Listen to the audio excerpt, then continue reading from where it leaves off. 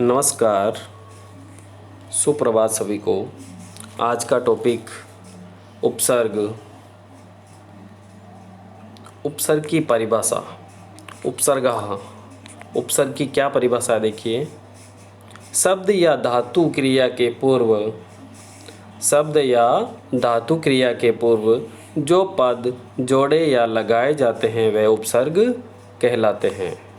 शब्द या धातु क्रिया के पूर्व जो पद जोड़े या लगाए जाते हैं उन्हें उपसर्ग कहते हैं।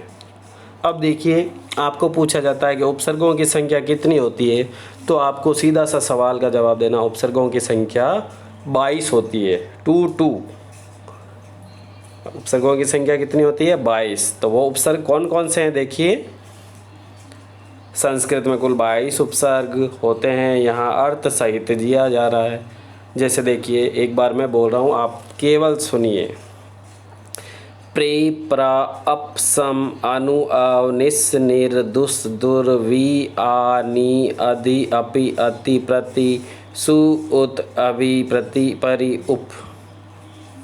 अब आपको याद करने का तरीका मैं बता देता हूँ। उससे पहले इसका इंदियर देखिए। प्रे का मतलब अधिक, परा उल्टा, तिरस्कार, अप बुरा, अभाव, सम यानी उत्तम संपूर्ण, अनु यानी पीछे सम्मान, अव यानी हीन नीचे, निस यानी रहित कठिन, दूर यानी बुरा कठिन, वी विशेष अभाव, आंग का मतलब आ यानी तक, नी रहित विशेष, अधि यानी प्रधान ऊपर, अपि होना, अपि का मतलब हीन स्वभाव, अति यानी अधिक ऊपर, सु अधिक श्रेष्ठ, उत यानी ऊपर श्रेष्ठ, अभी पास इच्छा, प्रति सामने प्रत्येक, परि चारों ओर, पूर्ण, उप निकट, गौण। तो याद करने का तरीका यह है, 4 की रो बना के याद कर सकते हैं। प्रे प्रा अप सम, प्रे प्रा अप सम, प्रे प्रा अप सम, प्रे प्रा अप सम। अब आप मेरे पीछे पीछे बोलिए, याद हो जाएगा। प्रे प्रा अप सम, प्रे प्रा अप सम।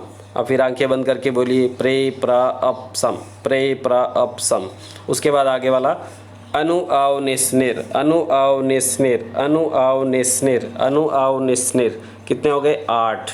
प्रे प्रा अप सम अनु आव निस्निर। उसके बाद आगे याद कर सकते हैं। दुस दुर वी आ, दुस दुर वी आ, दुस दुर वी आ। फिर नी अधि अपि, नी अधि अपि अति, नी अपि नी अधि अपि अति, नी अधि अपि अति। फिर सु अधि, सु उत अभि, सु उत अभि, प्रतिपरि उप, प्रतिपरि उप। इस प्रकार ये 22 उपसर्ग आप याद कर सकते हैं। कहीं भी आपको दिक्कत नहीं आएगी। आपके पेपर के अंदर जो सवाल आते हैं वो उपसर्ग के आते हैं। तो ये उपसर्ग आपको अगर याद रहेंगे तो आप उपसर्ग रहित और उपसर्ग युक्त सवाल आराम से कर सकते हैं। धन्यवाद।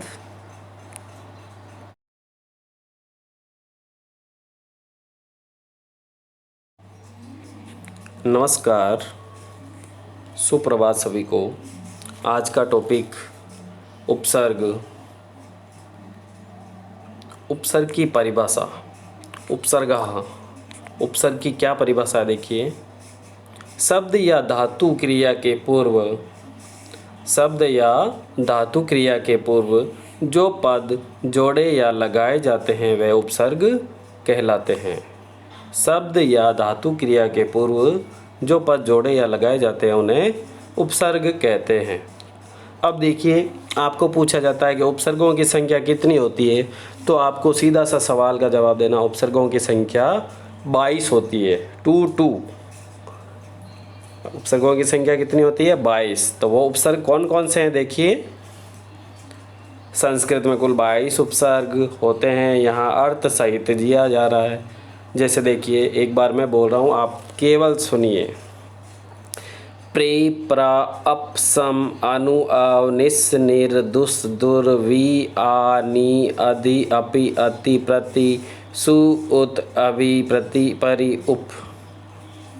अब आपको याद करने का तरीका मैं बता देता हूँ। उससे पहले इसका इंदियर देखिए। प्रे का मतलब अधिक, परा उल्टा, तिरस्कार, अप बुरा, अभाव, सम यानी उत्तम संपूर्ण, अनु यानी पीछे सम्मान, अव यानी हीन नीचे, निस यानी रहित कठिन, दूर यानी बुरा कठिन, वि विशेष अभाव, आंग का मतलब आ यानी तक, नि रहित विशेष, अधि यानी प्रधान ऊपर, अपि होना, अपि का मतलब हीन स्वभाव, अति यानी अधिक ऊपर, सु अधिक श्रेष्ठ, उत यानी ऊपर श्रेष्ठ, अभी पास इच्छा, प्रति सामने प्रत्येक, परि चारों ओर, पूर्ण, उप निकट, गौण। तो याद करने का तरीका यह है, 4-4 की रो बना के याद कर सकते हैं। प्रे प्रा अप सम, प्रे प्रा अप सम, प्रे प्रा अप सम, प्रे प्रा अप सम। अब आप मेरे पीछे पीछे बोलिए, याद हो जाएगा। प्रे प्रा अप सम, प्रे प्रा अप सम। अब फिर आंखें बंद करके बोलिए, प्रे प्रा अप सम, प्रे प्रा अप सम। उसके बाद आगे वाला अनु आव निस्निर, अनु आव निस्निर, अनु आव निस्निर, अनु आव निस्निर। कितने हो गए? 8। प्रे प्रा अप सम, अनु आव निस्निर। उसके बाद आगे याद कर सकते हैं, दुस दुर वी आ, दुस दुर वी आ, दुस दुर वी आ। फिर नी अधि अपि, नी अधि अपि अति, नी अपि नी अधि अपि अति, नी अधि अपि अति। फिर सु अधि, सु उत अभि, सु उत अभि, प्रतिपरि उप, प्रतिपरि उप। इस प्रकार ये 22 उपसर्ग आप याद कर सकते हैं, कहीं भी आपको दिक्कत नहीं आएगी। आपके